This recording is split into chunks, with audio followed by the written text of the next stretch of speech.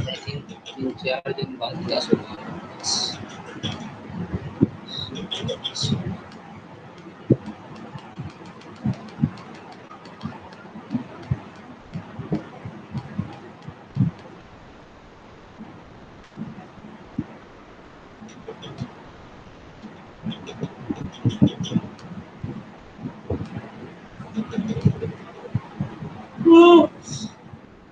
सो आज से हमें दो दो टॉपिक देखने हैं, 3 टॉपिक्स देखने हैं, that is fine. So basically हमें देखना है कोवेरिएंस क्या होता है। कोवेरिएंस ये आगे चल के काम आएगा, हमें कोवेरिएंस मैट्रिक्स बनाना है, ठीक है। सो एक हमारा एल्गोरिथम है पीसीए, जिसके अंदर हमें पहला स्टेप हमारा ये होगा कि हमें कोवेरिएंस मैट्रिक्स बनाना है। ओके, सो कोवेरिएंस देखते हैं कि कोवेरिएंस क्या होता है। For that, I think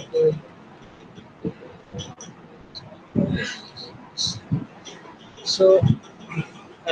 Okay, Anumya. So, just by seeing this name, covariance, so आप कुछ estimate कर सकते हो, कुछ अंदाजा लगा सकते हो कि क्या होता होगा covariance। ओके, क्योंकि ये नाम आपने पहले देखा हुआ है, वेरिएंस आप जानते हो। तो what do you mean by covariance?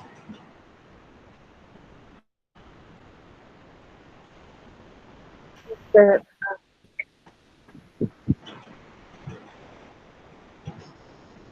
Hello. O means so common, I think. Okay, so छोड़ो, वेरिएंस लिखते हैं। व्हाट इज वेरिएंस अगर आपसे मैं पूछूं?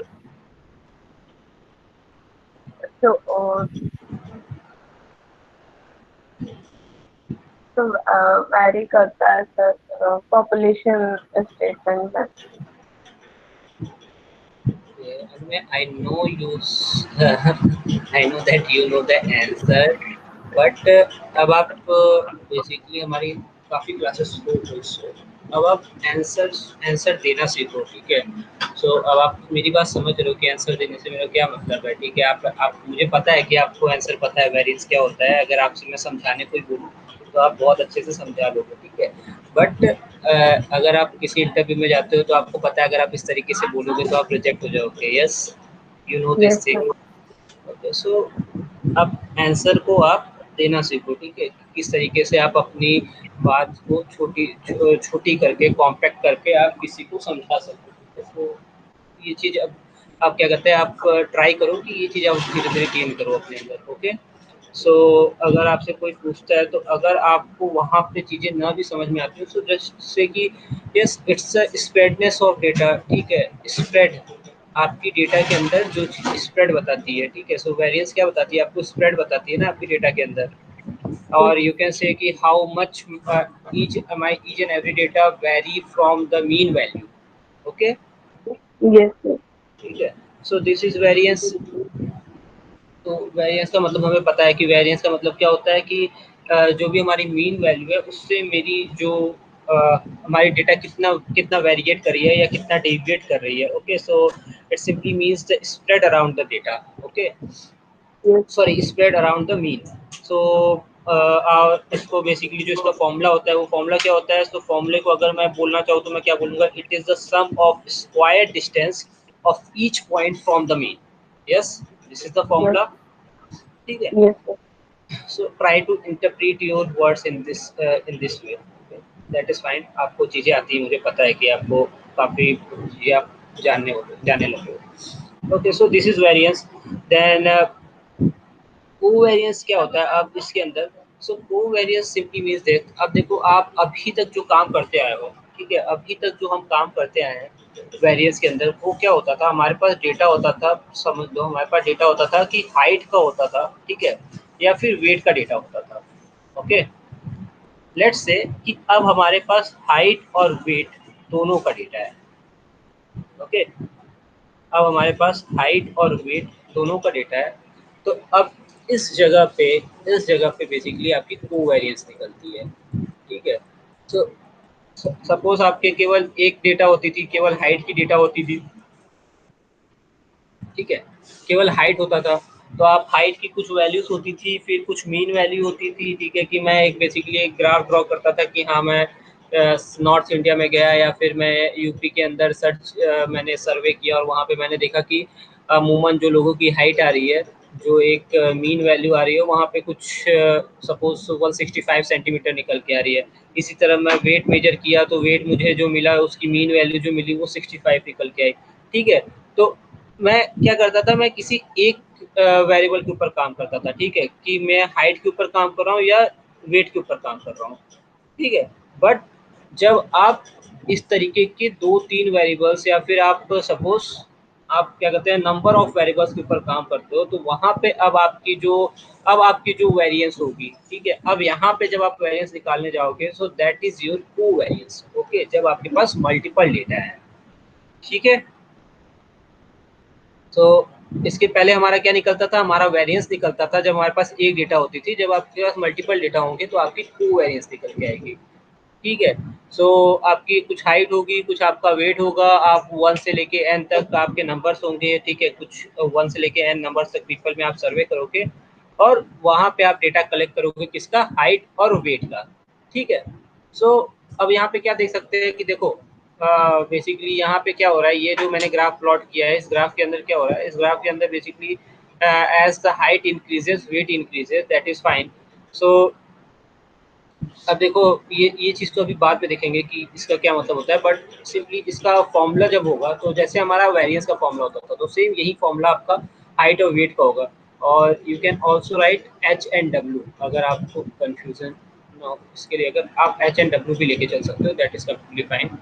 और इसको डिनोट करते हैं सिग्मा एक्स वाई से या सिग्मा एच डब्ल्यू, जो भी आपका नोटेशन है। Then I equals to N 1 to n, okay, i equals to 1 to n and वही सेम फॉर्मूला होगा। So X I minus mu of X then Y I minus mu of Y, okay. और अगर ये चीज़ sample में होगी तो ये x बार और वाई बार होगी, ठीक है, मैं लिख दे रहा हूँ, बट ये सिंपली ये सैंपल में भी हो सकती है, कोई दिक्कत नहीं, ओके। सो ऐसा आपको ना लगे कि कोवेरिएंस जो होता है वो हमेशा पॉपुलेशन के अंदर होता है। So this is the formula for covariance, okay. तो अगर आपको कोई फॉर्मूला भी दिखा दे तो वहाँ पे आप समझ सकते हो कि कोवेरिएंस का क्या मतलब है, ठीक है, जब हम बेसिकली मल्टीपल वेरिएबल्स के टर्म में बात कर रहे हैं, ठीक है।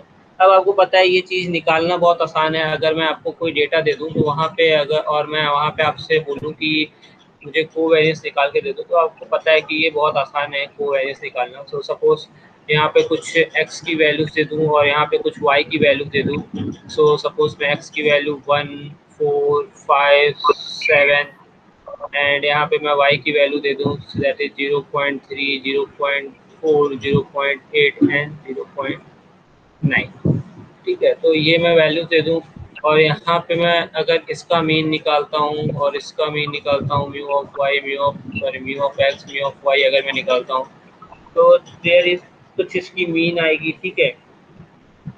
तो इसका मीन निकालना तो बहुत आसान है, इसका मीन निकालना थोड़ा सा आप कैलकुलेट कर सकते हो मोबाइल में। इसका मीन निकालना आसान है, 7, 12, 12, 12 plus 4, okay, four so point 17 divide by 4, so that is 4 point, two okay, okay. और इसका आप निकालोगे तो इसका आएगा something 0.9 plus 0.8, so it is 0.1, अरे sorry 1.7 I think, then 2.1 and 2.4 divided by 4, so that is 0.6 plus, ठीक है। अब आपको पता है कोवेरिएंस का फॉर्मूला क्या होता है, ठीक है। सो कोवेरिएंस का फॉर्मूला आपको पता है, I equal to 1 to n then X I mu X Y I mu Y and divided by, ठीक है। अब आप इसके अंदर बस वैल्यू डाल दो। सो एक्स आई का मतलब हो गया 1 माइनस 4.2, इसी तरीके से आपका साथ साथ वाई आई चलता रहेगा, सो 0.3 माइनस 0.6, ठीक है। अब आपको पता है dot dot dot to last में क्या होगा, 7 माइनस 7 माइनस 4.2 एंड 0.9 माइनस 0.6। अब देखो इसका जो आंसर आएगा, ठीक है, अब आंसर मैं नहीं निकालने जा रहा हूँ क्योंकि वो थोड़ी लेंथी कैलकुलेशन हो जाएगा, ठीक है, आप चाहो निकाल सकते हो, इतना बड़ा भी कैलकुलेशन नहीं है, ओके। बट आपको यहाँ पे जो मैं देखो यहाँ पे जो आंसर आएगा वो जाहिर सी बात है, ठीक है, वो बिल्कुल ऐसा मैं बोल सकता हूँ कि वो आंसर पॉजिटिव आएगा। वो ऐसा मैं क्यों बोल सकता हूँ कि वो पॉजिटिव आएगा, देखो क्योंकि जैसे जैसे मेरा एक्स इंक्रीज हो रहा है, X S S X increases Y also increases, ठीक है। Yes sir. तो जब इस तरीके का ग्राफ होता है, जैसा यहाँ पे मैं बोल रहा था, तो जैसे as height increases weight increases, या as weight increases height increases, तो जो इस तरीके का ग्राफ होता है, ठीक है, जो सीधा, ठीक है, जब आपके एक्स वैल्यूज के साथ साथ वाई वैल्यूज भी इंक्रीज होती है तो उसको बोलते हैं पॉजिटिव कोवेरिएंस, ठीक है। तो जब भी आपका जो ग्राफ होगा वो पॉजिटिव बिहेव करेगा, जब आप अपने ग्राफ के अंदर स्ट्रेट लाइन खींच पाओगे इन पॉजिटिव एक्सिस, तो उसको बोलेंगे पॉजिटिव कोवेरिएंस। तो ठीक है, ये वैल्यू पॉजिटिव आ रही है, so this is definitely a positive covariance, okay. तो आप बोल सकते हो कि as X increases Y also increases, ठीक है, और ऐसा हो भी रहा है आपकी डेटा के अंदर, ठीक है। तो अब ये मैं कैलकुलेशन नहीं किया हूँ, लेकिन हाँ मुझे पता है कि पॉजिटिव आएगा क्योंकि दोनों एक साथ इंक्रीज हो रही है, ठीक है। सो इसको बोलते हैं positive covariance.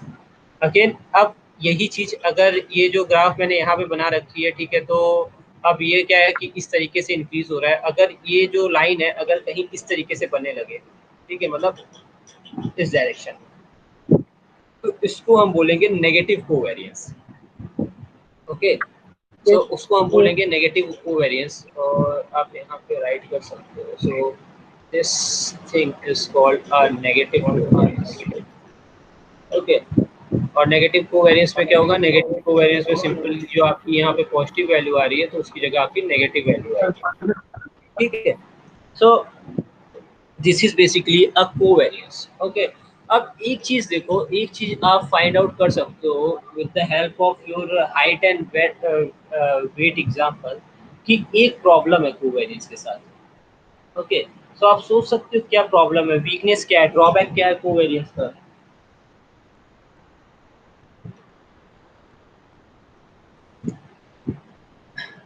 Just yes imagine, sir. हाँ क्या है बताओ।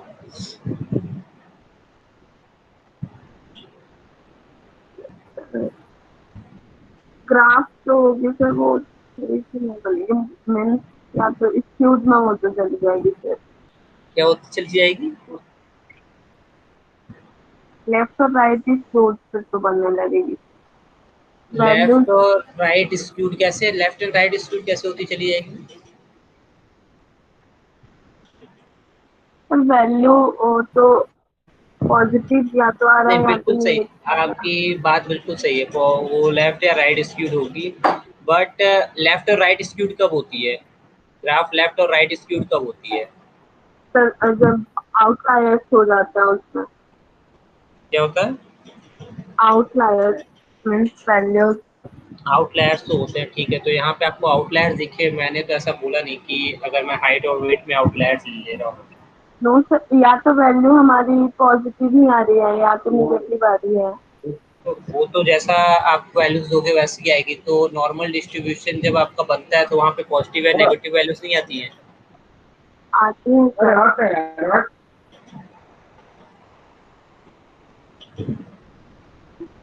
आती है सर। ओके देखो मैं बताता हूँ, नॉर्मल डिस्ट्रीब्यूशन यहाँ पे बन नहीं पाएगा, बन नहीं पा रहा है, क्यों नहीं बन पा रहा है, उसकी वजह ये है, मैंने आपको हाइट एंड वेट क्यों हिंट दिया। सो हाइट एंड वेट मैंने आपको हिंट क्यों दिया, क्योंकि दोनों बेसिकली क्या है, दोनों अलग अलग स्केल्स पे है। यस, हाइट आपकी सेंटीमीटर में आप मेजर कर रहे हो, वेट आप किस में मेजर कर रहे हो, केजीज में, ठीक है। Yes sir. सो आप अलग अलग, अब देखो कोवेरिएंस की वीकनेस क्या है कि कोवेरिएंस आपको कभी भी कोवेरिएंस इफेक्टिव इंफॉर्मेशन नहीं दे पाएगा, किसके बारे में, जो भी आप दो वेरिएबल्स ले रहे हो। सो कोवेरिएंस, आप लिख लो इस पॉइंट को, covariance does not give effective information, ठीक है, ये पॉइंट्स लिख लो आप, covariance does not give effective information covariance does does not not give effective information and maybe ये यहाँ पे भी हो। ओके चलो ये तो मैं आपको दूंगा ही, तो ये चीज़ें तो आप यहाँ से लिख लेना, बट यस यहाँ पे ये नहीं दिया हुआ तो इसको लिख लो। Covariance does not give effective information information about the relation between two variables about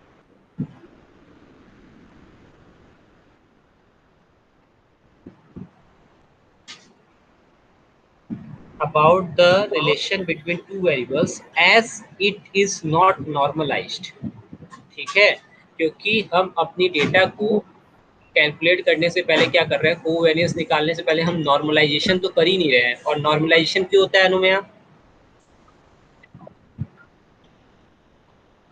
sir graph को सही करने के लिए। सारी वैल्यूज को सेम स्केल में लाने के लिए। ओके मैंने आपको एग्जांपल दिया था लाइक रुपीज एंड डॉलर। ठीक है, तो सारी वैल्यूज को सेम स्केल में लाने के लिए। तो नॉर्मलाइज नहीं है इसका क्या मतलब है? अगर आप बोलो तो उसको ब्रैकेट में ले सकते हो। This means that we can't compare variance over data set with different scales. ठीक है, सो हमारी डेटा क्या है, नॉर्मलाइज नहीं है। हमारे पास जो डेटा है that are in different scales।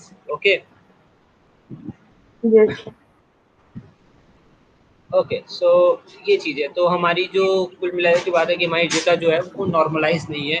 सो हमारी डेटा जब नॉर्मलाइज नहीं होगी तो हम बेसिकली इफेक्टिव रिलेशन नहीं फाइंड आउट कर पाएंगे बिटवीन आवर टू वेरिएबल्स। ठीक है, सो ये आपका को वेरिएंस का ड्रॉबैक होता है, को वेरिएंस की ये ड्रॉबैक होती है। सो इससे इफेक्टिव रिलेशन निकालने के लिए okay so between datas effective relation निकालने के लिए हमारे पास एक टर्म आता है। सो एक नया टर्म इंट्रोड्यूस होता है, दैट इज योर को रिलेशन। ओके सो को रिलेशन, को रिलेशन। ओके सो कुछ लिखा होगा को relation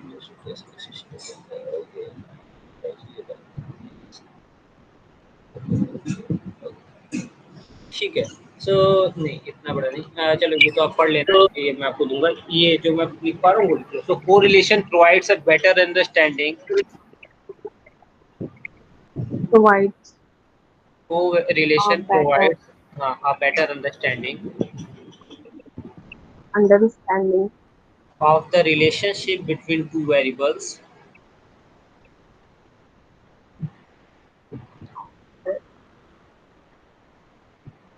of the relationship between two variables because it is the normalized covariance। because It is the normalized covariance।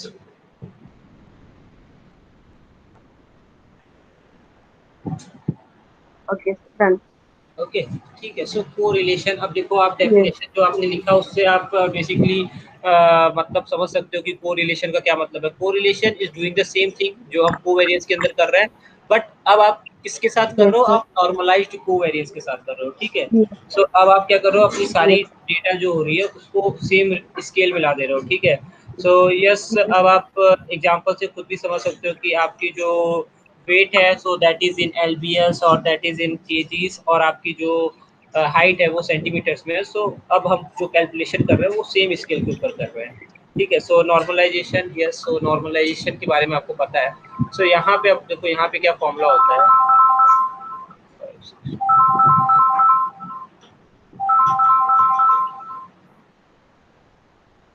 ठीक है, तो यहाँ पे अब आप देखो को रिलेशन का फॉर्मूला लिख लो। सो ये होता है rho equals to covariance of X and Y. Okay so divided by sigma of x and sigma of y। Just a second, just a second। Hello hello कौन?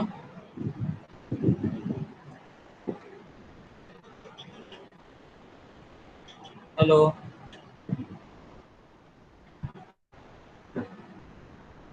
रेनो को एक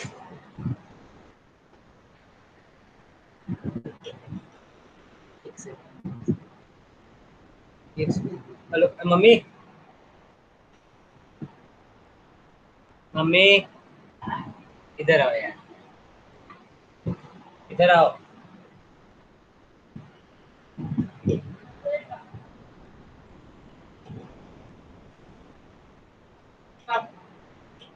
ये देखो एक नंबर से पता नहीं किसका घर से फोन आ रहा है, लोगों को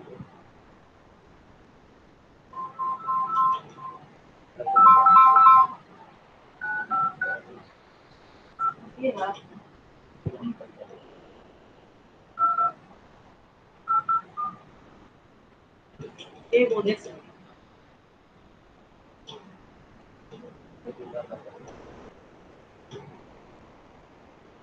हेलो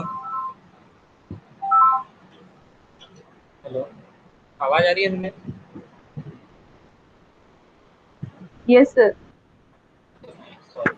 सो कोरिलेशन बेसिकली, कोरिलेशन का ये फॉर्मूला होता है। अब देखो कोरिलेशन जो होती है इसकी वैल्यू रेंज होती है।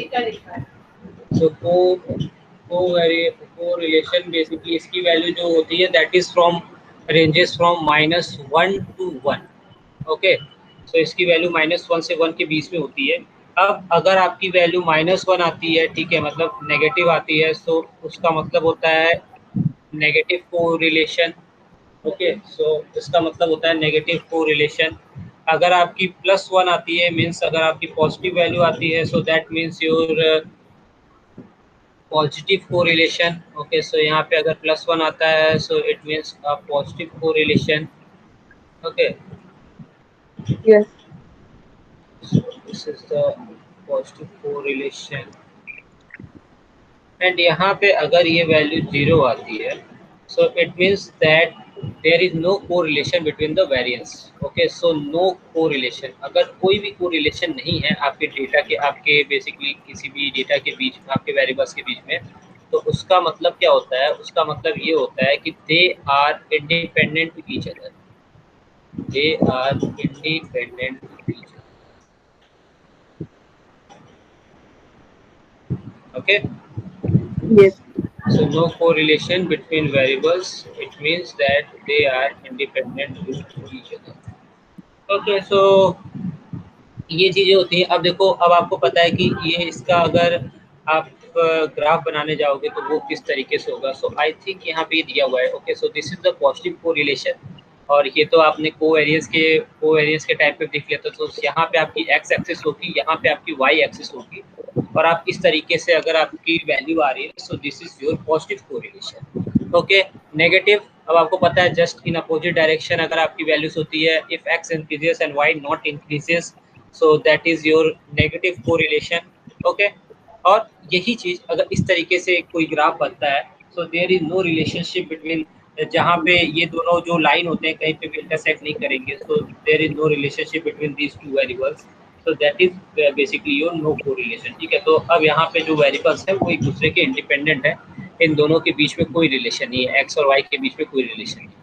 Okay, yes okay fine. तो ये चीज होती है आपकी कोरिलेशन के अंदर। अब यहाँ पे देखो, सर। हाँ हेलो सर, एक बात आपसे पूछना है, कोवेरिएंस का जो हमने फॉर्मूला लिखा है, हाँ हाँ सिग्मा एक्स वाई, हाँ हाँ, सर वो अंडर रूट का नहीं होगा? एक सेकेंड, सिग्मा के अंदर कहाँ पे लिखा है? कोवेरिएंस हाँ, कोवेरिएंस तो कहाँ, अंडर रूट कहाँ पे है यहाँ पे? अंडर रूट नहीं होगा, वही मैं पूछ रही हूँ। नहीं नहीं, अंडर रूट नहीं होगा। ओके।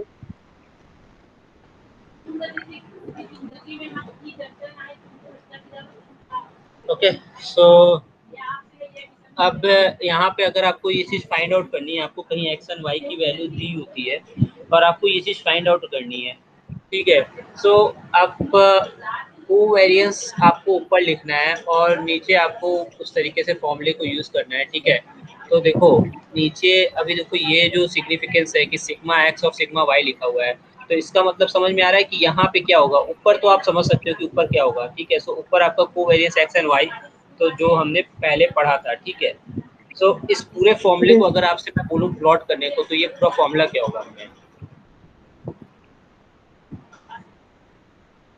आपके पास कोवेरिएंस का फॉर्मूला तो है ना, सो कोवेरिएंस का फॉर्मूला क्या होता है?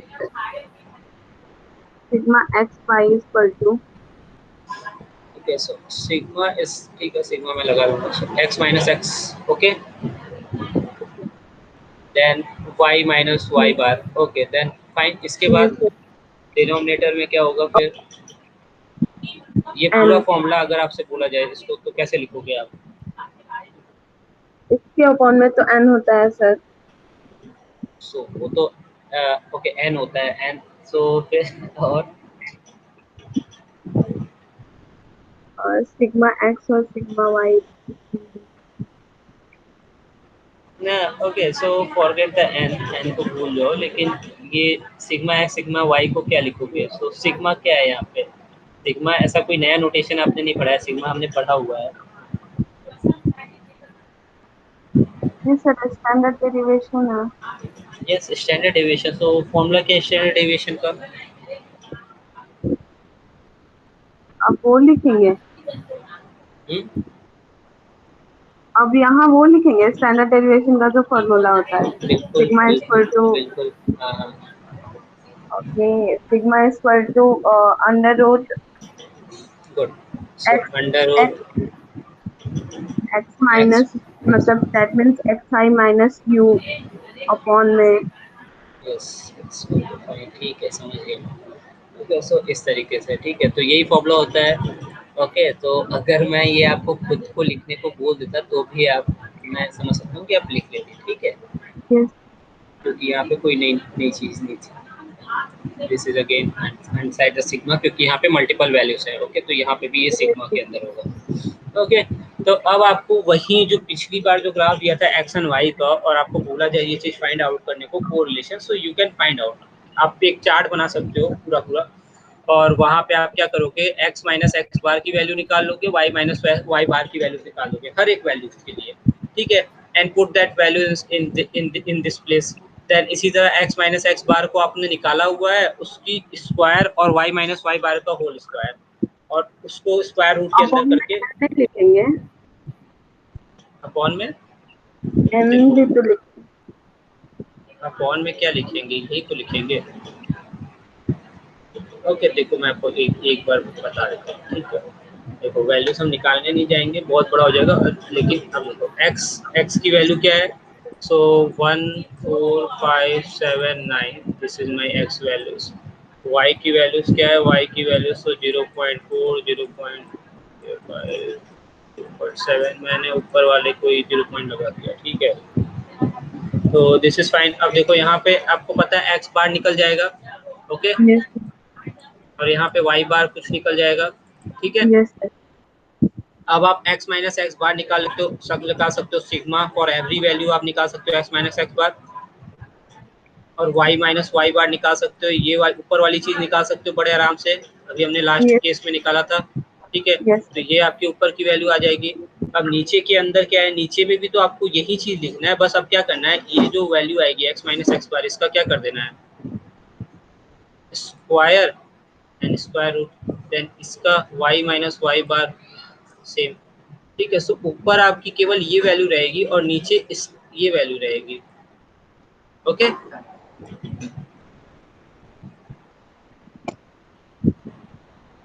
और ये आपकी न्यूमरेटर हो गई, ये आपकी डिनोमिनेटर हो गई, फाइन, ठीक है अनु, समझ में आया?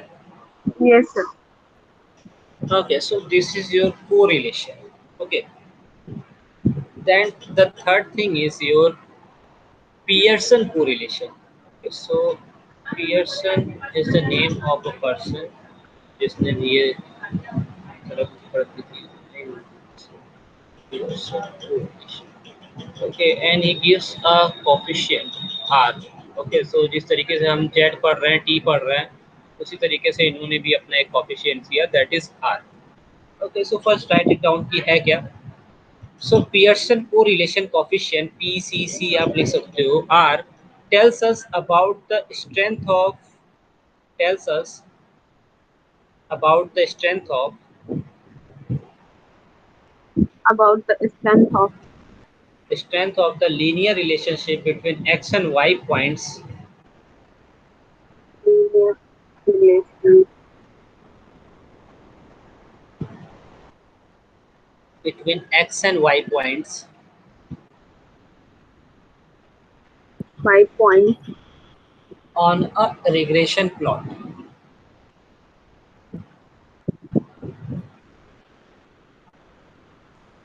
ओके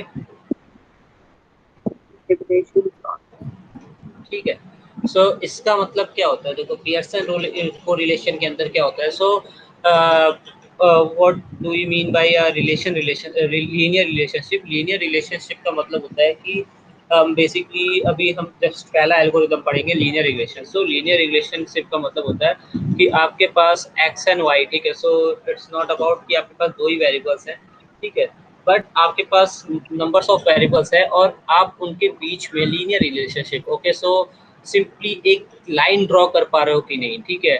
अब जो रिलेशनशिप होगी हमारी वो लीनियर रिग्रेशन के अंदर जो रिलेशनशिप होती है वो आप वहाँ पे आप जो आप बेसिकली आपके वेरिएबल्स होते हैं उनको आप ऐसा एक्सपेक्ट करते हो कि वो लीनियरली सेपरेबल हो, ठीक है. सो लीनियरली सेपरेबल का सिंपल मतलब होता है कि आप एक आप लाइन खींच पाओ. जैसा आपको याद होगा कि हम आयरिश डेटा सेट के अंदर जब मैं ईडीए कर रहा था तो वहां पे मैं आपको एक लाइन खींचने की कोशिश कर रहा था, ठीक है. सो Yes, sir. जहाँ पे आपकी डेटा इस तरीके से डिस्ट्रीब्यूटेड हो, इस तरीके से आपकी डेटा डिस्ट्रीब्यूटेड हो कि आप बेसिकली वहाँ पे एक लाइन ड्रॉ कर पाओ, ठीक है. So basically we expect a linear separable data. Okay, so linear relationship का मतलब होता है कि हम अपनी डेटा की हम बेसिकली लीनियर सेपरेबल डेटा खोज रहे हैं. ओके, सो Yes, जिसके बीच में हम एक लाइन ड्रॉ कर पाए, ठीक है. और अभी भी देखो, अभी आपने जैसे ये को रिलेशन पढ़ा है. सो जस्ट इन कल की क्लास में हम बेसिकली, अब मैंने आपको बोला था कि हम ईडीए करेंगे सी बॉन. तो सी बॉन लाइब्रेरी का यूज करके ईडीए करेंगे. तो वहाँ पे आप देखोगे कि को रिलेशन किस तरीके से, ठीक है, यूजिंग हीट मैप किस तरीके से हम बेसिकली रिलेशन निकाल रहे हैं डेटास के बीच में कि कौन सा डेटा बेसिकली आपकी डेटा से कितना रिलेटेड है. And this heat map is basically really very important for your EDA. Okay, तो हम इस चीज़ को बेसिकली कल कल की क्लास में देखेंगे. That is fine. अब देखो यहाँ पे दूसरी चीज़ क्या है. सो एक चीज़ आपकी सपोज आप कुछ एज दी हुई है और इनकम दी हुई है. ओके, सो मंथली इनकम दी हुई है इंसान की और एज दी हुई है. okay, sir.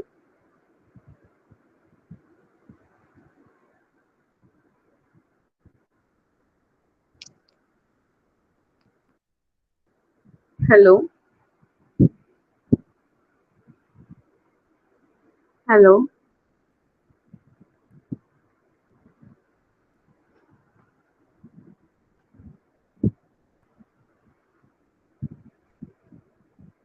hello.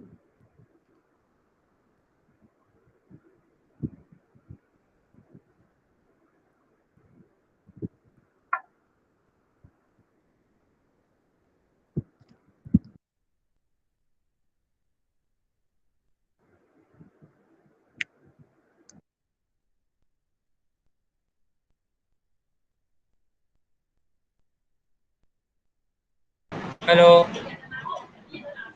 Yes, sir. Hello. आवाज़ आ रही है ना मैं आप. Yes, sir. ओके, सो देखो अब यहाँ पे एज दी हुई है और यहाँ पे कुछ income दी हुई है, ठीक है. So 45 at the age of 45, suppose this is your sir 50,000. आपने स्क्रीन कहाँ शेयर करी अभी नहीं दिख रहा है. अच्छा अच्छा, ये दोबारा ज्वाइन किया, ठीक है. मैं देखा रिकॉर्डिंग ऑन है तो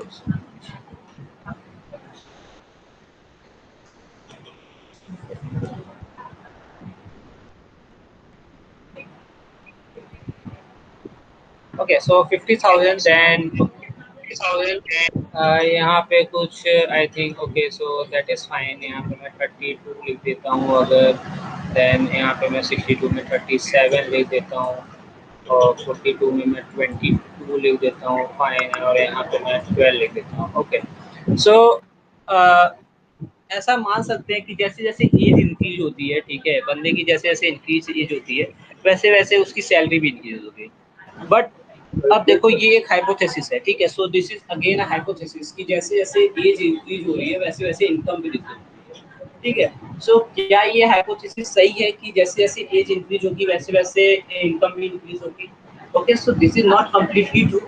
Okay, so it's depend on your ability, it's depend on your skills, ठीक है। अगर आप किसी सॉफ्टवेयर, आप अगर सॉफ्टवेयर इंजीनियर हो, आप किसी सॉफ्टवेयर डेवलपमेंट कंपनी में काम कर रहे हो, एमएनसीज में काम कर रहे हो, so definitely this is true. जैसे जैसे आपकी एज इंक्रीज होगी, जैसे जैसे आप बेसिकली आपका एक्सपीरियंस बढ़ता जाएगा, वैसे वैसे आपकी इनकम बढ़ती जाएगी। That is completely true. Okay, but that is not same for everyone. Yes, कई जगह ऐसा भी होगा कि आपकी एज कांस्टेंट है, और कई जगह ऐसा होगा कि आप नौकरी से निकाल दिए जाओ और आपकी दूसरी कंपनी में जहाँ आप गए तो आपको वहाँ पे सैलरी जो है वो कम मिल रही है, ठीक है। सो ये अलग अलग की हाइपोथेसिस है, ठीक है। तो ये तो हम बेसिकली ये चीजें हम सोच रहे हैं। ओके, अभी हमें ये नहीं पता है कि दिस इज ट्रू और फॉल्स। Okay, yes. अब अभी हमें बिल्कुल नहीं पता है। तो वहां पे अब देखो, वहां पे सेम इसी तरीके से जिस तरीके से हम पहले भी हाइपोथेसिस करते हैं, तो यहाँ पे भी आपका सेम वही काम होगा। सो हाइपोथेसिस टेस्टिंग करेंगे विद पियर्सन। ओके, सो जब हम हाइपोथेसिस टेस्टिंग करेंगे विद पियर्सन, तो यहाँ पे क्या होगा? So yes, Pearson is ranges from, देखो ये भी -1 to 1 रेंज करता है, ठीक है। So value close to zero indicates that there is no relation, then value -1 indicates the inverse relationship. Okay, so inverse relationship between the variables. Okay, so basically आप इसको ऐसा सोच सकते हो कि दोनों के बीच में नेगेटिव कोरिलेशन, नेगेटिव रिलेशन है, and they are enemy to each other, ठीक है। तो वो जो दो आपके बेसिकली वेरिएबल्स हैं वो एक दूसरे के एनिमी है, और उनके बीच में कोई रिलेशन नहीं है। अरे सॉरी, रिलेशन है बट यस अपोजिट रिलेशन है, नेगेटिव रिलेशन है। देन फॉर पॉजिटिव वन, तो वहाँ पे आप क्या बोलोगे? Yes, there is a strong relationship between these two variables and they are friends to each other. Okay, तो ये चीज़ बेसिकली मैं आपको, देखो मैंने यहाँ 2-3 बार आई थिंक जब मैं पढ़ा रहा था कि जब आपको कुछ चीज़ें मैं हीट मैप के ऊपर गया होगा, तो मैं यहाँ पे आपको ये चीज़ बोला होगा कि मैं आपको पियर्सन कोरिलेशन के बाद ये चीज़ समझाऊंगा। यस, तो क्योंकि पियर्सन, अब देखो यहाँ पे आप वो वैल्यू निकालोगे, वो बेसिकली, अब यहाँ पे आप वो वैल्यू निकालोगे। अब यहाँ आप मैथमेटिक्स समझने के बाद जब वहाँ पे आप डेटा को विजुलाइज करोगे, जब आप देखोगे, तब आप बड़े आराम से समझोगे यस, ये क्या कहते हैं, अब जो बेसिकली ये वेरिएबल्स है, और ये सिर्फ दो डेटा के अंदर नहीं होता है कि केवल हमारे पास दो वेरिएबल्स है, you have a multiple variables. और वहाँ पे हम ये चीज़ फाइंड आउट करते हैं कि यस, कि हमारी जो डेटा है, उस हमारे जो वेरिएबल्स हैं उनके आपस में क्या रिलेशन है। ओके, एंड बेसिकली वो जो हम इनसाइट गेन करते हैं, वहाँ पे जो हम चीज़ें गेन करते हैं कि क्या रिलेशन है, वहाँ पे जब हम रिलेशन फाइंड आउट करते हैं, तो उसके बाद अपनी डेटा को बेसिकली तैयार करना, उसके ऊपर मॉडल तैयार करना बहुत आसान हो जाता है, ठीक है। सो अगेन यहाँ पे आपको आपकी जो वैल्यू होगी, आर की जो वैल्यू होगी, that is ranges from -1 to 1, और अगेन -1 to 1 आपको सेम चीज देगी, ठीक है। तो मैं लिखने नहीं जा रहा हूँ। So 0 gives you no correlation, then -1 gives you negative correlation, and then +1 gives you a positive correlation. Positive okay, करो। Yes sir. So fine. अब आर की देखो, आर का फॉर्मूला क्या होता है? So R is equals to summation of, okay, so r is equals to summation of xi yi, fine, minus summation of xi yi divided by n। Okay, और ये सारी चीज न्यूमरेटर के अंदर ही है, ठीक है। अब आपकी नीचे डिनोमिनेटर की चीजें स्टार्ट होगी, देन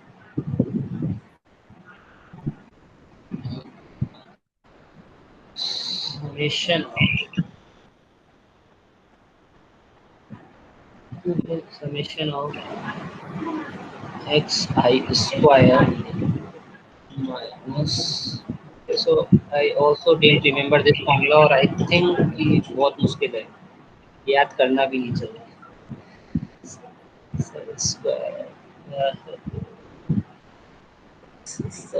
फॉर्मूला, इसके बाद ये चीज़ है। सो बेसिकली ये आपका कंप्लीट स्क्वायर रूट है, और इसके अंदर ये एक छोटा सा स्क्वायर रूट और है, okay? मुझे पता है आप बहुत मुश्किल से होके बोल पा रहे हो फॉर्मूले को देख। yes.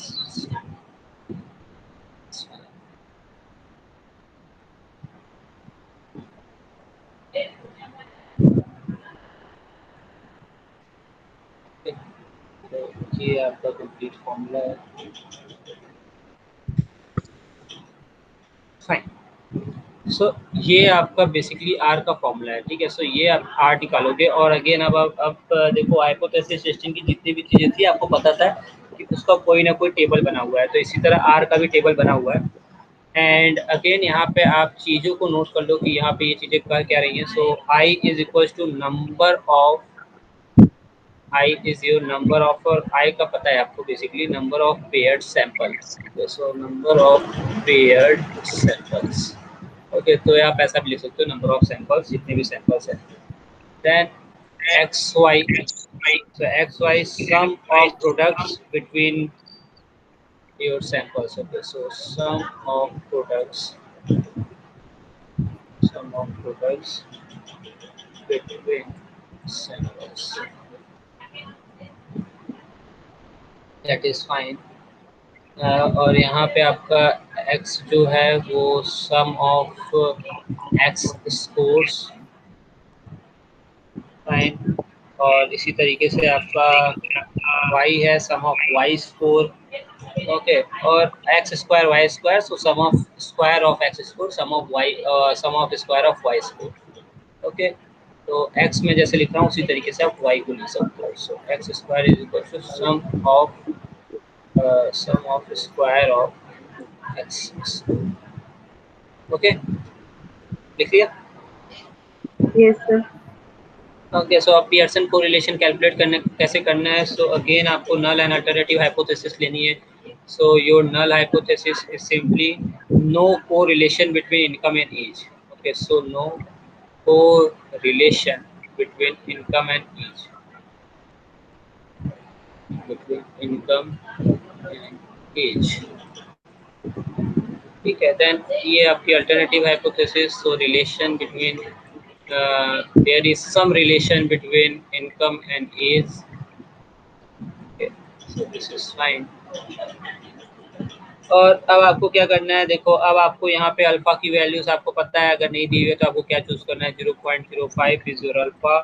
देन आपको यहाँ पे भी देखो ये सारी चीज़ें सैंपल के अंदर टेस्ट होती हैं, तो आपको डिग्री ऑफ फ्रीडम निकालना पड़ेगा। और डिग्री ऑफ फ्रीडम आपके पास यहाँ पे दो वैल्यूज हैं, तो कुछ नंबर्स उसके अंदर होंगे, कुछ नंबर्स इसके अंदर होंगे। तो आपको पता है डिग्री ऑफ फ्रीडम आपका क्या होगा, जो भी नंबर होगा, so n minus N, 1। N minus, नहीं आपके पास दो चीज़ें हैं ना यहाँ पे, x एंड y। n-2 हो जाएगा। Okay. So n minus 2 and same, फिर आपको बेसिकली यही आर का फॉर्मूला अप्लाई करना है। x और y की वैल्यू आपको दी रहेगी, ठीक है। एक्स आई वाई आई आपको दिए हुए रहेंगे, आपको फॉर्मूला अप्लाई करना है। एंड देन आपको आर निकालने के बाद आर 0.005 पे चेक करना है। अब आपको पता है कि किस तरीके से ग्राफ देखा जाता है, किस तरीके से ये बेसिकली चेक किया जाता है कि मेरा अल्टरनेटिव ट्रू हो रहा है या नल ट्रू हो रहा है। यस, तो यस दिस इज एक कैलकुलेशन अगर हम करने बैठेंगे तो आई थिंक 1 घंटा तो इसी में चला जाएगा, तो इसके पीछे मैं नहीं जाता हूँ। और अगर आपको ट्राई करना है तो देखो ऐसा कुछ करने की ज़रूरत नहीं है, सिंपली अगर कुछ क्वेश्चंस मिलेंगे तो मैं आपको भेज दूंगा। अदरवाइज आपको क्या करना, आप सिंपली एक्स स्क्वायर, आप सिंपली एक्स और वाई की कोई भी वैल्यू ले लेना, रैंडम कोई भी वैल्यू ले लेना, ठीक है। बस उसको ध्यान रखना कि अगर आप क्या ले रहे हो, ठीक है, आप यहाँ पे पॉजिटिव ले रहे हो, यहाँ पे पॉजिटिव ले रहे हो, ये इंक्रीज हो रहा है साथ साथ ये इंक्रीज हो रहा है या नहीं, ठीक है। सो जेन्युइन वैल्यू लेने की कोशिश करना, छोटे छोटे वैल्यूज। और फिर आप क्या करना है, आपको एक्स स्क्वायर निकालना है, वाई स्क्वायर निकालना है और एक्स वाई, यही 3 वैल्यूज निकालनी है। ये आपको 5 टेबल बनाने हैं टोटल, एक्स वाई की, एक्स स्क्वायर की, वाई स्क्वायर की और एक्स वाई की, ठीक। फॉर्मूले के अंदर देख लो, यही आपको 5 चीज़ों की जरूरत है और किसी चीज़ की जरूरत नहीं। Yes sir. ओके। सो देखो एक्स यस सर। स्क्वायर चाहिए, वाई स्क्वायर चाहिए और एक्स वाई चाहिए, ओके। और यस किसी सर। चीज़ की जरूरत नहीं, ठीक है। और फिर आप फॉर्मूले में पुट कर दो और फिर क्या कहते हैं, आर जो भी आपकी स्कोर यहाँ पे आ रही है और यहाँ पे अगर ये वैल्यू, जो भी ये वैल्यू आ रही है, तो अगर ये एक्सीड कर जा रही है 0.005 को, ठीक है, तो आप क्या बोलोगे, आप क्या कहते हैं, एक्सेप्ट कर लोगे नल हाइपोथेसिस को, और अदरवाइज सॉरी रिजेक्ट कर दोगे। और अगर नहीं एक्सेप्ट कर रही है तो आप क्या बोलोगे, यस आप एक्सेप्ट कर लोगे नल हाइपोथेसिस को, फाइन।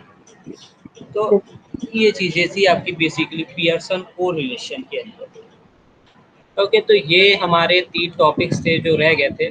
सो कोवेरिएंस, को रिलेशन एंड पियर्सन को relation. So these are basically 3 topics which are left. And अगर मैं इसके अंदर देखूँ और कुछ बचा हो, so कर्टोसिस एंड स्क्यूनेस। तो स्क्यूनेस हमने पढ़ लिया है, same as kurtosis. Positive skewness, negative skewness हमने पढ़ लिया है। ओके, और एक और है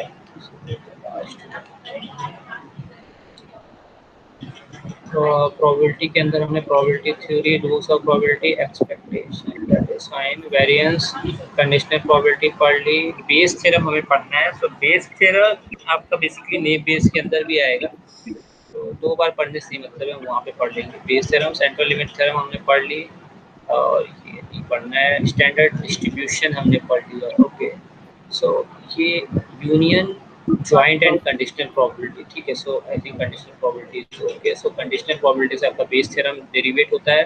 सो हम कंडीशनल प्रोबेबिलिटी समझ गए, so we can derive Bayes theorem, that is fine. Expectation, I think एक चीज़ मैं देखूंगा कि एक चीज़ मुझे बेसिकली डीप लर्निंग के बिहाफ से मुझे पढ़ानी ज़रूरी है, that is your I think likely. So there is something is likelihood, but in the same sense, I think ये बेस थ्योरम के अंदर भी आएगा। ओके, सो मैं चेक कर लूँगा, अगर ये हो भी तो आई थिंक कल या परसों की क्लास में मैं ये चीज़ देख लूँगा। जस्ट रिमेंबर मी वंस, ठीक है, कि सर लाइकलीहुड आपने कोई नाम लिया था। Okay, then I think this is fine. Okay, बस ये हो सकता है कि शायद ये टॉपिक, क्योंकि मुझे इसका याद है बेस थ्योरम के अंदर तो है, बट इसके अंदर शायद कुछ और भी है। सो जस्ट रिमाइंड मी बस लाइकलीहुड के बारे में, और बाकी सारी चीज़ें होगी, ठीक है। So your stats and probability, you are ready to dive into the machine learning. और अब आपको ईडीए करना है। सो एक्सप्लोरेटेड एनालिसिस के अंदर हमारी, इसीलिए मैंने एक लाइब्रेरी छोड़ के रखी थी, सीबॉर्न, मैंने आपसे बोला था, और उसको हम यूज़ करेंगे for EDA. So EDA is for exploratory analysis. तो कल से फिर से आप जुपिटर नोटबुक पे आ जाओगे, और कल से थोड़ा अच्छा लगेगा आपको, मैथमेटिक्स से थोड़ी सी आपको छुटकारा मिलेगा 2-3 दिन के लिए, not for very very. Okay, fine. Yes sir. Sir उसका आंसर 1.9 आया है। वो तो आपने कोवेरिएंस का वैल्यू। इसका ये, नहीं नहीं, इसका कोवेरिएंस का। अच्छा वो तो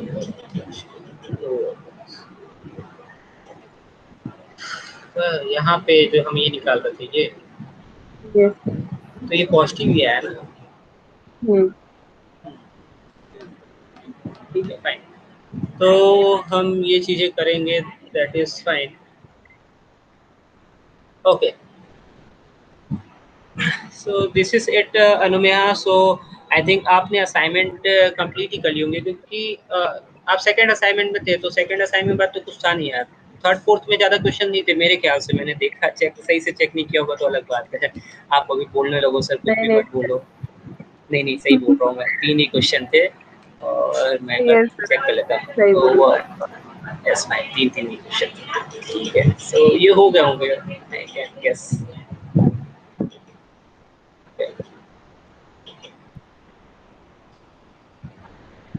okay, so no open. And अनुमेय, आज अगर आप 6:30 पे क्लास ले सकते हो, सो आप क्लास लेना, that is basically on GUI application, जो मैंने आपसे बताया था। सो अगर आप बेसिकली GUI एप्लीकेशन नहीं जानते हो, सो आप क्लास ले सकते हो आज की, ठीक है। एंड अदरवाइज ओके अगर आप क्लास नहीं ले सकते तो आप बेसिकली आप मेरे से वीडियो के लिए बोल देना, मैं आपको रिकॉर्डिंग भेज दूँगा। Okay, okay. फाइन। तो ये सारी चीज़ें ओके अनुमेय। So last question, so I think the toughest question from my side, after I think 2 months are already there, ठीक है, 2 महीने हो गए हमें, आप मुझे आपको पढ़ाते हुए। ओके, 2-3 बचे होंगे यस 2 सर। महीने में, but yes I think it almost completed. So Anumeya, just give me a rating out of 10। Okay, अभी तू yes of course. 10 on 10 sir, obviously. अरे यार, ओके फाइन, थैंक यू। मैंने बेसिकली मैं डेटा फ्रेम बना रहा था, so in my last class in pandas, so मैं डेटा फ्रेम क्रिएट कर रहा था, सो मैंने वहाँ पे रेटिंग लिखी। एंड जस्ट मैंने सारे जितने भी स्टूडेंट्स थे उस क्लास के अंदर, मैंने उनके भी आपसे अपने लिए रेटिंग पूछी। देन मैंने आपका भी नाम लिया और वहाँ पे भी मैंने लिखा 9.5, सो 0.5 मैंने ऐसे ही काट लिए। और मैंने सोचा कि चलो ठीक है 9.5 लिख रहा हूँ, that is fine. No sir, absolutely no doubt, 10 on 10 मैं दूंगी। Thank you for this compliment on me. Okay fine, so I think अब आपको ये क्वेश्चन जो आप कल पूछ रही थी वो हुआ या फिर देखना था, और बाकी सारे क्वेश्चंस हो गए थे उसके अलावा? यस सर, ऑलमोस्ट सब तो हो ही गया है। I think that assignment is सभी हो गया है। असाइनमेंट 4 में शायद 2 क्वेश्चंस बचे हैं, तो मैं आज करके आपको आज दे दूंगी या कल तक दे दूंगी, सुबह तक। दैट इज फाइन अनुमेय। देखो, मैं बेसिकली आपको जो बोलता हूँ कि आप डेडिकेटेड हो काफ़ी। अगर मैं आपको अपनी अभी करंट बैच की स्टेटस बताऊं तो they are not so much dedicated, I think. Just one Gaurav एक है, सो गौरव को अगर छोड़ दें, so they are not much dedicated. अभी देखो, so this is a current batch student, so he is asking me this error. Okay, so beautiful suit.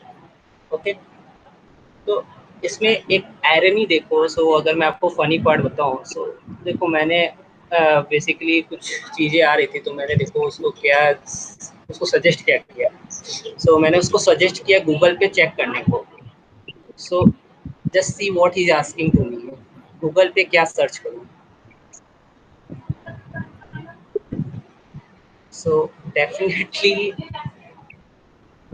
Type of things are going on इनके batch में, बहुत फूल है। सो देखो, but yes, अगर मैं आपकी तारीफ कर रहा हूँ तो अब आप ही वहाँ से डिबेट मत होना।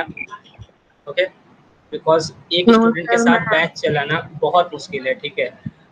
For me it's kind of very tough task, but yes because of your dedication, आप जिस तरीके से क्वेश्चन पूछते रहते हो तो मुझे थोड़ी बहुत मेहनत करनी पड़ जाती है, अदरवाइज मैं बहुत जल्दी जल्दी चीज़ें कंप्लीट करा देता। Okay, but yes.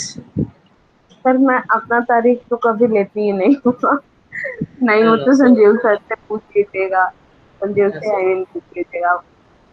Okay, so this is a good thing, but yes, because so I need your dedication. So simply, I need your dedication because जिस तरीके से या जिस सोच के साथ मैंने ये बेसिकली पूरा क्रिएट किया है, सो सिंपली मैं आपसे केवल एक चीज़ बोलना चाहूँगा कि जितनी आपकी एक्सपेक्टेशन होगी इस पूरे कोर्स से, सो आप उसमें 10, 20, 30% आप ऐड कर दो, मोर देन 30% एक्सपेक्टेशन मेरी है। ओके, सो यस आपकी डेडिकेशन की मुझे बहुत ज़्यादा ज़रूरत है, सो दैट इज़ फाइन। इस ये क्वेश्चन के अंदर यार मुझे भी नहीं पहले लगा कि क्या पूछा हुआ है। Find the T score below which we can expect 99%। Just try to solve this along the, so 99% क्या होता है यार? 99% आई थिंक ये होता है ना 0.01। यस, यस हाँ, अल्फा मतलब अल्फा की वैल्यू 0.01 हो जाएगी। फाइन, यस तो हाँ, यही मेरे ख्याल से यही पूछा होगा। देखो इसके अंदर डिग्री ऑफ फ्रीडम क्या है, so degree of freedom is 15। Yes sir. So degree of freedom is 15. Below which, find the T score below which we can expect 99% of the sample means will fall. If sample of size 16 are taken from the, हाँ यार सिर्फ ठीक है, नहीं नहीं, अरे यार मैं देखो ये साइज एक कंफ्यूज हो गया था। अरे इसमें भी कुछ निकालना नहीं, इसने जो क्वेश्चन ऐसे घुमा दिया है, तो आई थिंक टी स्कोर का जो टेबल होता है वहाँ डिग्री ऑफ फ्रीडम से हम निकालते हैं ना वैल्यू को। Yes sir. यस यस, तो ये बेसिकली क्या बोल रहा है, ये आपको टी 0.01 निकालना है, ठीक है। सो 99% देखो यही होगा ना, अगर आप देखो यही होगा ना, तो 0.01 तो हम हर जगह 99% में देखते ही है ना।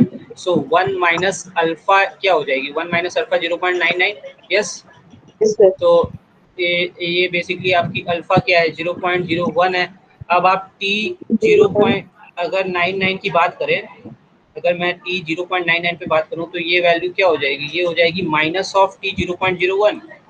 ठीक है, सो जस्ट अपोजिट डायरेक्शन में जाके आपको यही चीज निकालनी है 0.01। आप टेबल से जो वैल्यू आएगी ना उसी वैल्यू को ये पूछ रहा है। ठीक है, मेरे ख्याल से मैं जिससे कंफ्यूज हुआ आप चीज कंफ्यूज हो गई है 16। तो क्योंकि हमारे टी स्कोर का जो टेबल होता है उसके अंदर तो हम बेसिकली बिना डिग्री ऑफ फ्रीडम के तो निकाल ही नहीं सकते ना। Yes sir. ठीक है, तो यहाँ पे कुछ ऐसा क्वेश्चन पूछा ही नहीं है, आपको कोई कैलकुलेशन करनी ही नहीं है, सीधा इस टेबल से वैल्यू देख के यहाँ पे लिखना है। ठीक है, yes sir. Yes sir. Then ये क्वेश्चन आई थिंक 10वां, वही क्वेश्चन आपने पूछा था मेरे को। सो इसके अंदर क्या है, if a random sample of size 25 drawn from a normal compute the probability that -3 0.05 से ग्रेटर देन, ये जो है इसको कैसे सॉल्व करेंगे, मुझे नहीं समझ आ रहा था। तो यार ये प्रोपोर्शन में आई थिंक वैल्यू दी हुई है ना, प्रोपोर्शन के अंदर ये वैल्यू। ठीक है, आप 95% क्यों दे रखा है सर ये? Middle of 95%, so middle of 95% क्या होगा, मिडिल ऑफ 95% कुछ नहीं होता है। ओके फाइन, आई थिंक ये कंफ्यूज करने की कोशिश कर रहा है, क्योंकि अगर हमारे पास सारी वैल्यूज हैं, या हमारे पास वैल्यूज है ना सारी, ठीक है, एक्स मतलब की है तो आपकी जो नहीं, नहीं है। इसकी वैल्यू नहीं है, एक बार जस्ट मेरे को टी का फॉर्मूला रिमाइंड कराओ या देख के बताओ टी का फॉर्मूला क्या है। पी का फॉर्मूला एस एक्स बार होता है सर। सबसे क्या पहले होता तो एच ही है, निकालते हैं हम लोग। क्या एच निकालते ही हैं, टी निकालेंगे। एच एस ही स्टैंडर्ड। एच ही। स्टैंडर्ड एरर निकालते हैं ना, वो नहीं स्टैंडर्ड एरर तो यहाँ पे लिखेंगे भी ना स्टैंडर्ड एरर। जो टी का फॉर्मूला है वो बताओ, टी का फॉर्मूला क्या है। पी का फॉर्मूला है X bar minus X U bar. Bar minus mu bar, अच्छा हाँ म्यू, ठीक है, फिर हाँ। डिवाइड बाय और standard error. Upon. Yes sir. Okay, so standard error क्या हो रहा था मेरा, standard deviation divide by N. Yes sir. ठीक है, इसमें दिया नहीं हुआ है क्या सारी चीजें, क्या नहीं दिया हुआ है इसमें। स्टैंडर्ड डेविएशन दिया हुआ है 4 और डिवाइड बाय एन, तो एन क्या है, एन 25 है। रैंडम सो साइज है 25। 4 डिवाइड बाई 5, यहाँ पे आपका स्टैंडर्ड एरर निकल आएगा। देन एक्स बार क्या है, normal population gives mean of 60 and standard deviation of 4, so sample means. Okay, तो यहाँ पे एक्स बार सैंपल मीन नहीं दिया हुआ है, for random sample of yes size sir. 25 drawn from a normal population gives mean. तो मीन दे रहा है 60 दे रहा है, पॉपुलेशन की जो मीन है वो 60 है और स्टैंडर्ड डेविएशन जो है वो 4 है। और find the range of t scores where we can expect to find the middle of 95% of all the sample mix, जहाँ पे 95% of all the sample mix, compute the probability that तो range ये तो समझ में आ गया मेरे को वो क्या दे रहा है, बट एक्स बार यहाँ पे कैसे फाइंड आउट करेंगे, एक्स बार निकल जाता है तो I problem so sample statistic minus population statistic में भी ये चीज़ नहीं एंटर हो पाएगी।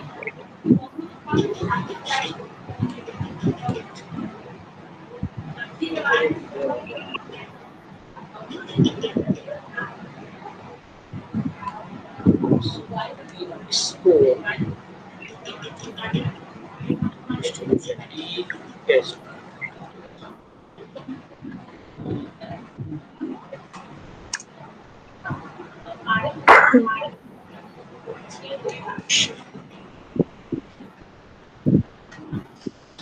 क्वेश्चन क्या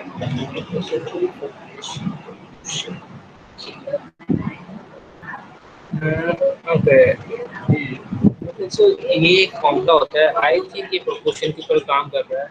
तो ये चीज़ हमने नहीं देखी है, ये चीज़ हमने नहीं पढ़ी ना, मैंने आपको कहीं ये फॉर्मूला तो नहीं पढ़ाया है। नो सर, ये फॉर्मूला आप।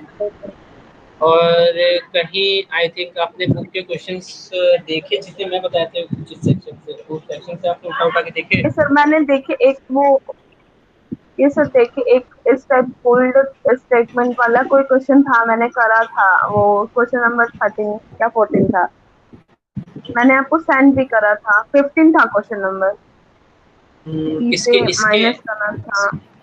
यहाँ पे 15? 15 था, 15, यस सर। ये रहा। अच्छा, ये क्वेश्चन मैंने तो देखा, मैं सोचा आपने सही किया होगा। Comparison of the population proportion when hypothesize no sir, मैंने डिफरेंसेस। देख के मतलब ऐसा मैंने पी दिया था, तो पी वाला कोई आपने बताया नहीं था टर्म, तो मैंने गूगल पे सर्च करा, तो फिर देखा कि ऐसे ऐसे फॉर्मूला यूज हुआ है, तो मैंने कर लिया, सोचा सही होगा, तो मैंने आपको भेजा, तो नहीं आपको नहीं रिपोर्ट। नहीं नहीं, तो ये सही है बेसिकली। देखो ये फॉर्मूला, आई थिंक, देखो, अरे ये मैंने क्यों नहीं, ये बेसिकली बाइनोमियल डिस्ट्रीब्यूशन से ये फॉर्मूला निकल के आता है। अच्छा हाँ, एक चीज आई थिंक इस तरीके के क्वेश्चन रह गए, ये इसके अंदर कोई नई थ्योरी नहीं है। तो देखता हूँ, एक बार मैं देखता हूँ, क्योंकि ये बाइनोमियल के अंदर ये देखो, इसीलिए मैंने आपसे पूछा, क्योंकि जेड के अंदर भी इस तरीके के कोई क्वेश्चन पूछे होंगे बुक के अंदर, फिर जहाँ पे पी और क्यू निकाला होगा, अगर आपने एग्जाम्पल कहीं पे देखा होगा, जेड आपने हाइपोथेसिस। पेज नंबर बोला था, मैंने सब पढ़ लिया था, उसमें ऐसा कोई क्वेश्चन नहीं था, और मैंने खुद से स्क्रॉल कर करके भी देखा था कि कोई तो क्वेश्चन मिल जाए। अच्छा अच्छा, तो उसके अंदर जो मैंने पेजेस बताए थे वहाँ पे इस तरह के क्वेश्चन नहीं थे। No sir. ओके, एक सेकंड, नहीं तो फिर इसको रहने दो, क्योंकि फिर मैं ये करवाता हूँ, या फिर अभी या फिर बाद में, जस्ट मुझे रिमाइंड कराना, क्योंकि ये अभी इसका सिग्निफिकेंस नहीं है यहाँ पे कोई, बट फिर भी अगर हम स्टार्ट कर ही रहे हैं तो पूरा कर लेते हैं, तो ये चीज़ मैं आपको करवा दूंगा। ओके, बुक से कुछ क्वेश्चन हम कर लेंगे। तो अभी और कोई प्रोपोर्शन के क्वेश्चन तो ही ना थे इसमें? नो सर, इसमें तो नहीं, इसमें अब ऑलमोस्ट हो गया, क्या सब हो ही गया, ओके, असाइनमेंट सो सेट। फाइन। ये बेसिकली पी एंड क्यू, क्योंकि आपने भी नाम देखा तो आप सोच सकते हो कि ये थोड़ा सा बेसिकली उसका है, आपके बाइनोमियल से आता है, ठीक है, तो वहाँ पे क्वेश्चन थोड़े चेंज हो जाते हैं। तो इस टाइप के क्वेश्चंस बुक में दिए हुए हैं, बट यस, मैंने वहाँ पे, और एक्सपेक्टेशन, एक चीज़ होती है एक्सपेक्टेशन, सो एक्सपेक्टेड वैल्यू होती है, जहाँ से आपका ये निकल के आ रहा था यार, जहाँ से आपने एक क्वेश्चन मेरे से पूछा था, आई थिंक बाइनोमियल के अंदर ही एन पी और एन पी क्यू आपने कहीं देखा होगा। यस सर, यस सर, ठीक है, मीन और variance of binomial distribution. Yes, yes. तो ये फॉर्मूला यहीं से डिराइव होता है। ओके, नहीं तो एक सेकेंड, इसको ऐसे करो और just take this in record कि ये चीज़ें हमें किसी न किसी क्लास में, चाहे एक्स्ट्रा क्लास लेके, इन चीज़ों को कवर करना है, ठीक है। So expected value means expectation, then binomial of all your means T score, Z score and everything, then likelihood.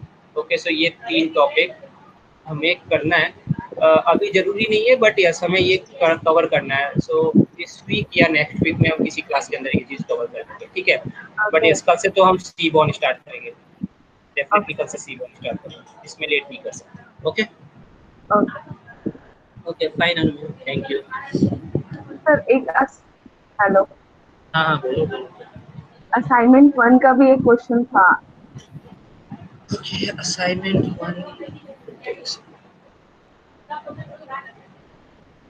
हाँ यस।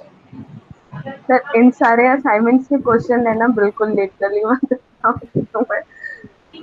क्या हो ऐसे रहे थे? ऐसे क्वेश्चन, ऐसे ऐसे क्वेश्चन से लिटरली मैं क्या बताऊं, बिल्कुल कभी तो फ्रस्ट्रेट हो जा रही थी, बिल्कुल करूँ ही ना। बिल्कुल, ऐसे मजा आ गया ना। Yes sir.